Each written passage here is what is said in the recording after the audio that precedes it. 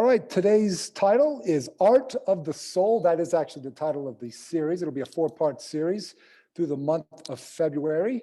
And our first artist that we're going to be looking at is Henry Ossawa Tanner. Henry was born in Pittsburgh, Pennsylvania in the summer of 1859 at the brink of the Civil War to a clergyman, Benjamin Tucker Tanner, and to a former slave, Sarah Tanner. Now, the painting you see here by Henry is titled The Three Marys, who were the women at the crucifixion of Jesus, and in some accounts were the women who visited the empty tomb. I present you with such a work to start because it is the kind of painting and subject that will dominate Tanner's career. Not perhaps what you would expect from an African-American artist at the turn of the last century, during a time when Jim Crow laws and culture were affecting not just the South, but the entire nation. But these Marys represent hope in the midst of anguish and fear, something Henry Ossawa Tanner certainly would experience in the beginning of his career.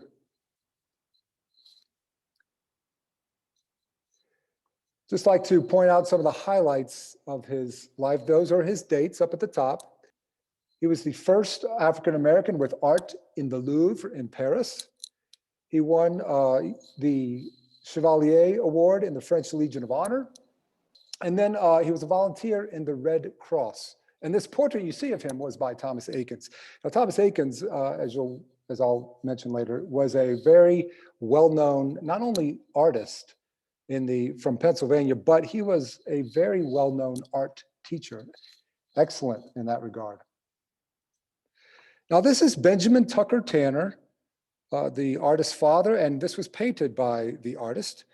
And he was a highly educated, prominent member of the Philadelphia community, a bishop in the African Methodist Episcopal Church. He was not only a theologian, but a writer, an excellent orator, and political activist. He made sure his son was well educated as well. And this is the artist's mother by Henry Tanner. Now, does this remind you of another painting? It should to many of you who are familiar with Whistler's Mother. Now, he had seen that painting, obviously, and modeled his portrait of his own mother after it. Now, this woman, Sarah, was a very strong, courageous woman. For at the age of 13, on her own, she fled to freedom along the Underground Railroad.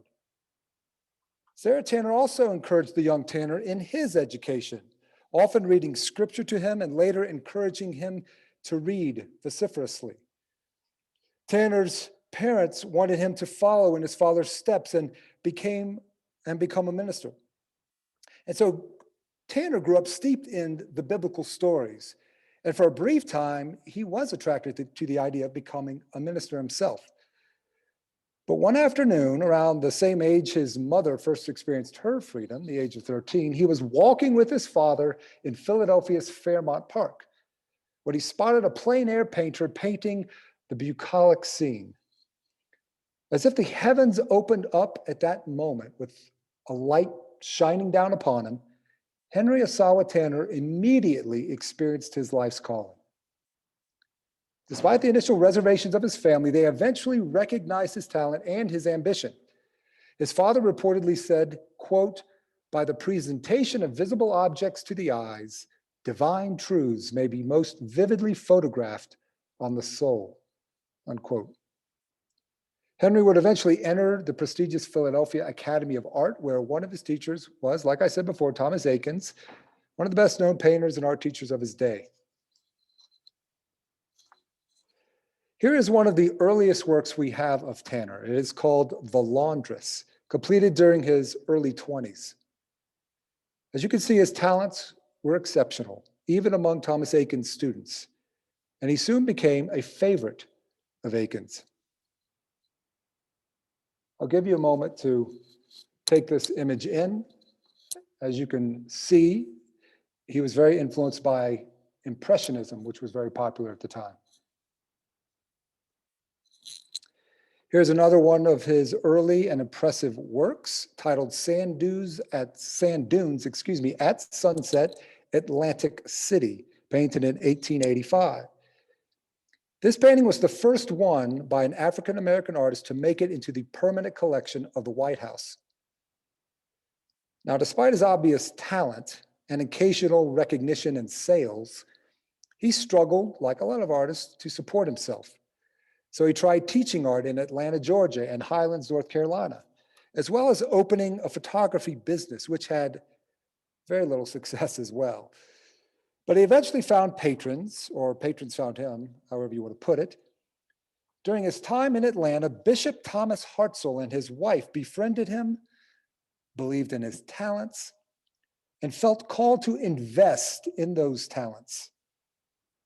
They bought out an entire exhibit of Tanner's, which gave him the opportunity of a lifetime. With the funds from the exhibit and with the encouragement of his teacher, Thomas Eakins, Tanner left for Paris in 1891 to study at the renowned Académie Julian. Tanner, excuse me, my mic fell off. Tanner was eager to visit Paris for more than the opportunity to develop as an artist. He was fleeing a painful past.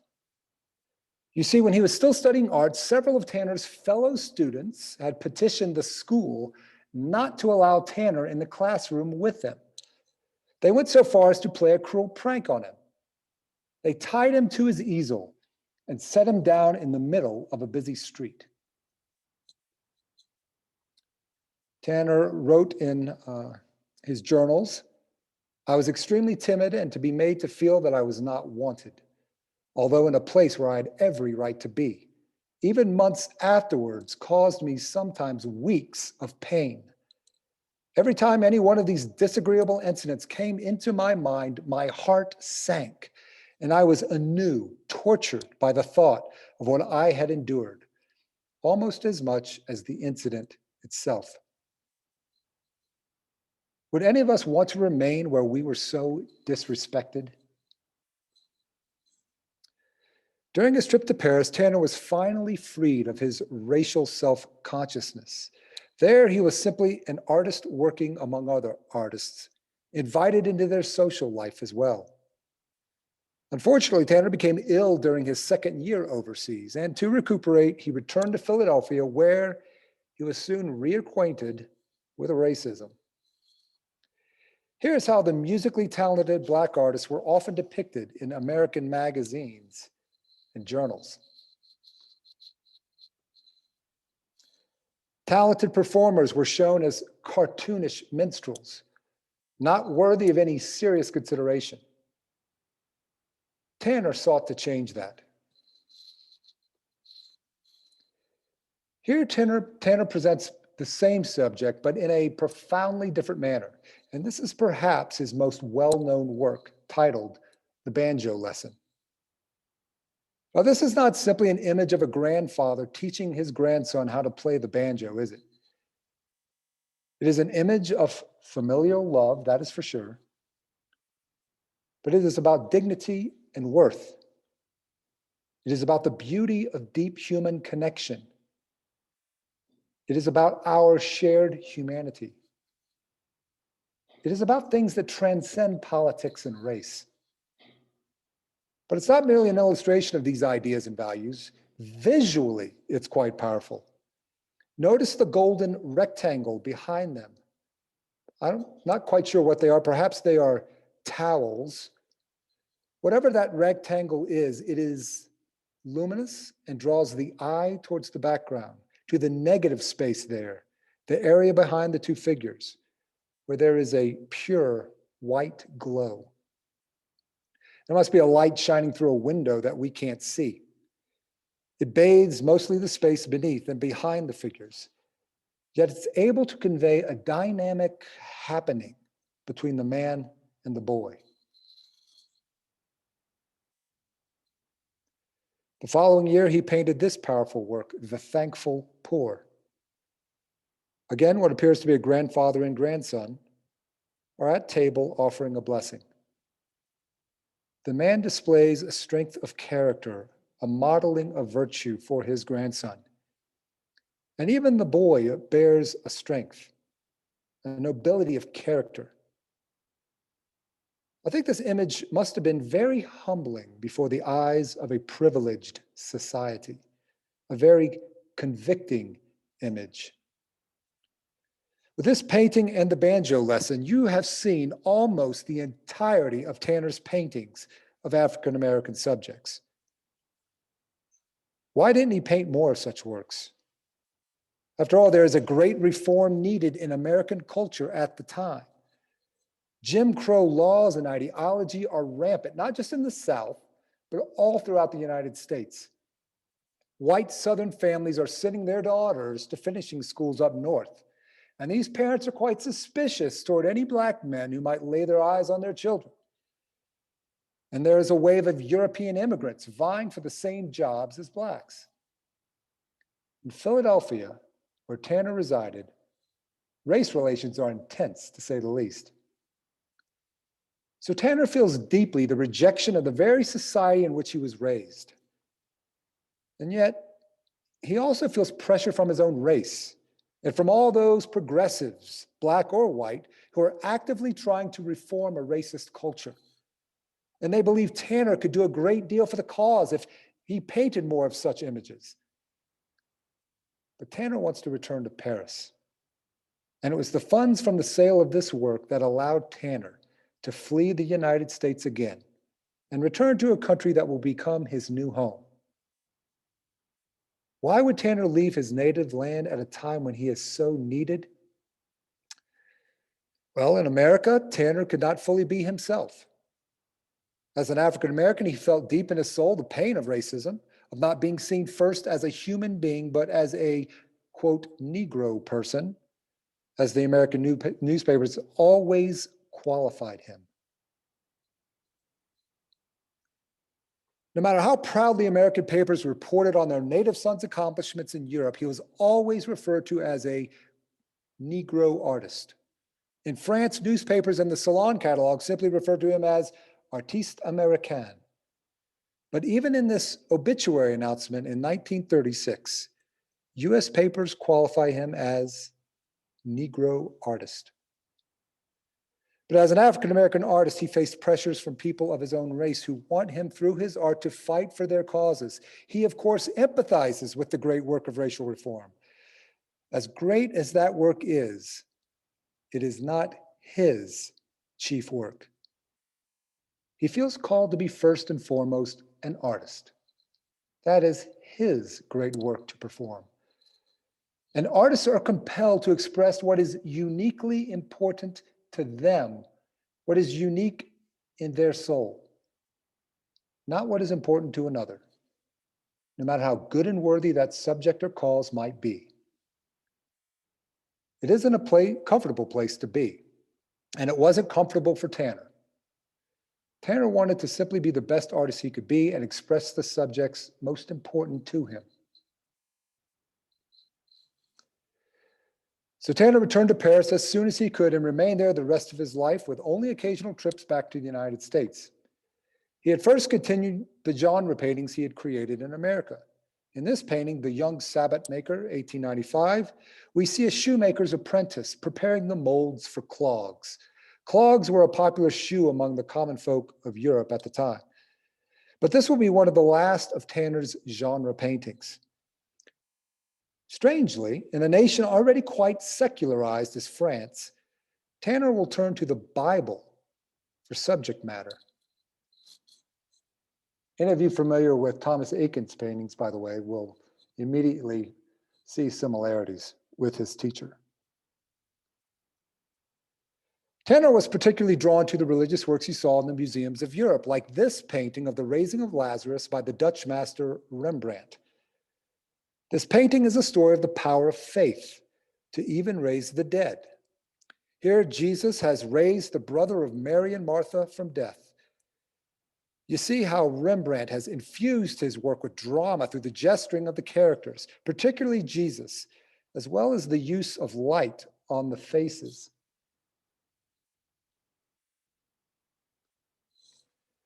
In Tanner's version, Jesus is less dramatic, possessing a calm, assured faith.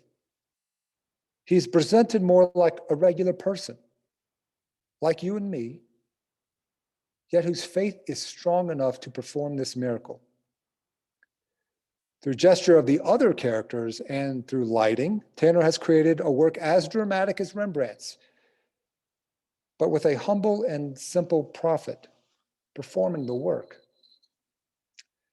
A wealthy Philadelphia businessman, Rodman Wanamaker, happened to be working in Paris at the time he saw this painting and immediately financed a trip through the Middle East for Tanner. Also, the painting was awarded a third-class medal at the Paris Salon and was purchased by the French government for the Musée Luxembourg and eventually made its way into the Louvre.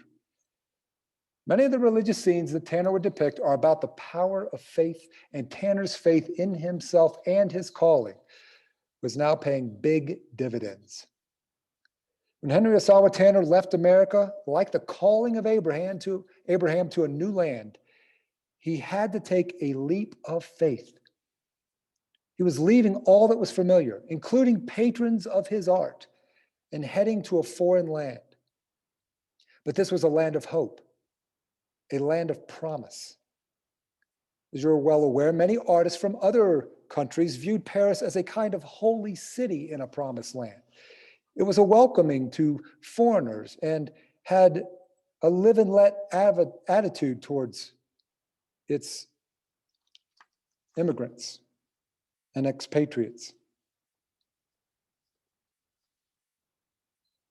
This is Daniel in the Lion's Den. I thought I had deleted this, but let you take a look. I won't really comment too much on it, except for the dramatic use of light on the subject. This is the Enunciation. I would like to spend a little bit of time with it, completed in 1898. This is a particularly powerful work. The Annunciation is when Mary is visited by the angel Gabriel and told she will bear a son who will be called Emmanuel, God with us. Let's compare this work to another French work of the Annunciation. In most depictions of this story, we have angels with large, powerful wings and a Mary with a halo, already as saint.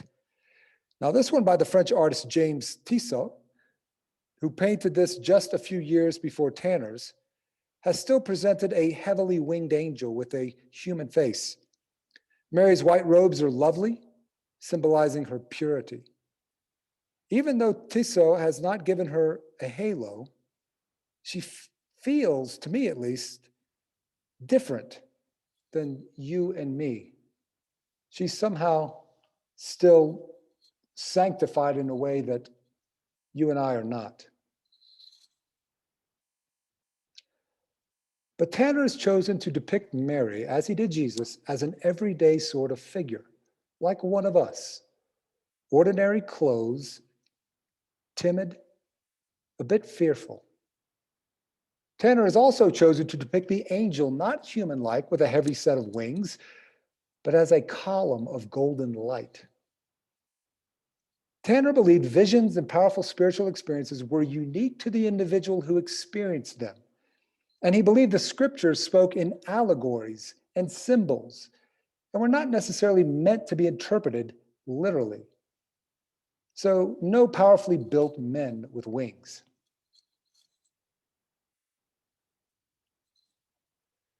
Around this time, Henry met a Swedish-American opera singer named Jessie Olson. He not only painted her, as you see here, but he married her. They had one child together, a son named Jesse. Both would serve as later models in his works. Now, how do you think that marriage would have been perceived in his native country? Here's what a contemporary of theirs wrote of it. Quote, "Fan, did you ever hear of a Miss Olson of Portland? She has a beautiful voice, I believe, and came to Paris to cultivate it, and she has married a darky artist. He is an awfully talented man, but he is black. She seems like a well-educated girl and really very nice, but it makes me sick to see a cultivated woman marry a man like that. I don't know his work, but he is very talented, they say," unquote.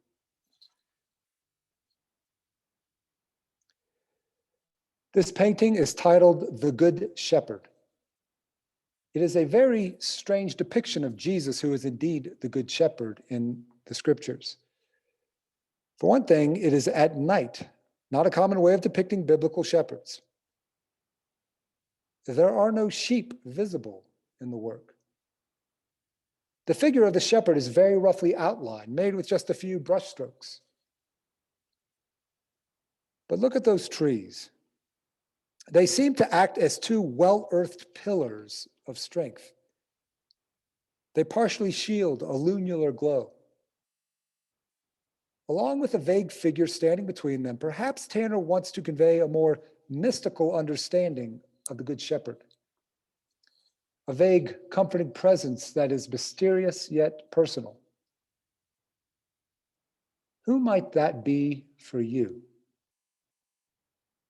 Who might be your Good Shepherd? Tanner's son did describe his father's religion as more mystical than traditional. As dark and rough as this work is, there is a simple spiritual principle conveyed. In the darkness of our lives, there is hope. There is a sacred presence we can call on, some mystery beyond human comprehension, yet which will sustain us through our many valleys.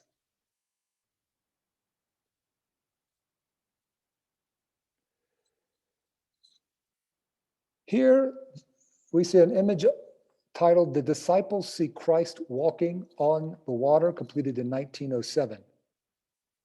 And as in the Good Shepherd, Jesus is an abstraction. He has no face. He is up in the top left corner, a column of white. He evokes a mysterious presence. And the light reflected off of the water is symbolic again of the comforting light we can experience when troubled.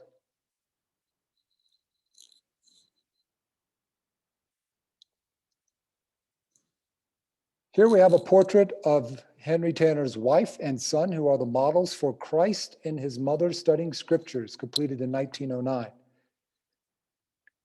First, let's enjoy the composition. The way the young Christ and his mother touch and form one entity. Second of all, there's an ambiguity about it. Is Christ teaching his mother, or is she teaching him? Perhaps they are simply reading the scriptures together. There is, I think, a real ambiguity to this image. This is also a very tender moment between mother and son. And again, Jesus and Mary are not otherworldly characters, but relatable, something that we may have experienced in our own lives.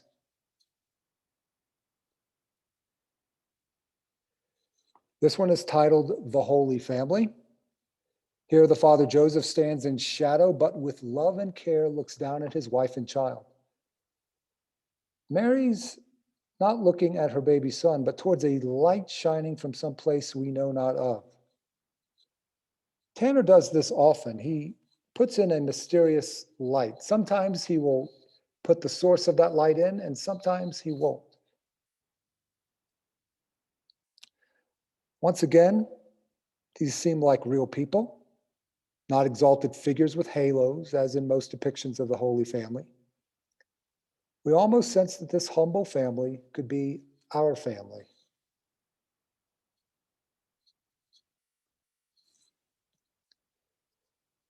This image here is not an imaginative work. It depicts an actual memorial celebration in Paris at the Arc de Triomphe on July 13th, 1919.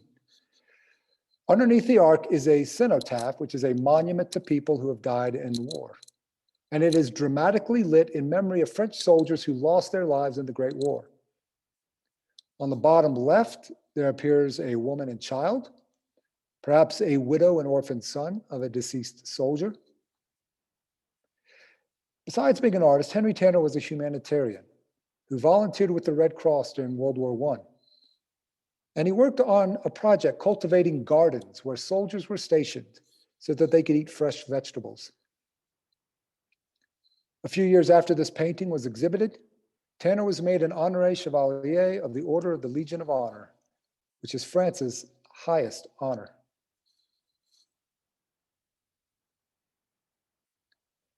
And now I'll finish with this work. It is called Le Touquet. Le Touquet is a resort town situated along the English Channel in northwest France. Tanner loved his adopted nation and traveled extensively throughout the country. Now, although this is not a biblical scene, it is a religious painting, don't you think? France, the country, like the biblical God, had delivered Tanner from an oppressive existence in his land of origin. It had presented him with training, encouragement, and support, a family, and an opportunity to fulfill his calling to the fullest and most faithful extent. With France as his base and the international prestige he acquired while living there, Tanner was still able to use his artistic talents to help the cause of African Americans. Young Black artists who were inspired by his talent and success would travel to Paris to meet him, to learn from him. Many of these artists would lead the Harlem Renaissance. Tanner did not need to remain in America to make an impact on the advancement of African Americans. His life and work gave them the faith that they too could succeed in a white man's world. Henry Ossawa Tanner died on May 25th, 1937. During his last decades, many of his works, particularly the biblical theme paintings, were seen as old-fashioned, out of touch with the new realities of artistic expression, particularly surrealism and abstraction. Should an artist change their style to fit the mode, even if it does not resonate with the content of their soul? And Tanner always heard the critics who claimed he would have made a much greater impact if he had stayed working in the United States. What do you think? Did Tanner make the right choice? Henry Tanner certainly embodies the dilemma of anyone given a great talent and a noble calling. It is the great question of integrity. Should one remain faithful and true to one's own soul when there are many other souls, indeed suffering souls, calling us to change so that their souls might experience comfort? What is the right path to take? And what links should we go to take it?